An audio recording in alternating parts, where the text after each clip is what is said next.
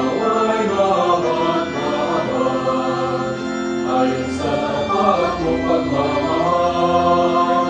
O Diyos, ugdasan mo ako sa loko ay limutin mo. Linisin mo ng mali, busin ang itong puso. Buksan mo ang aking upang sa'yo ako'y magpuhit. Isisigaw ko ng kay lakas, dulot ng iyong pagliligtas. Ang ngalan mo ay di dapat, kung puso'y manalangin.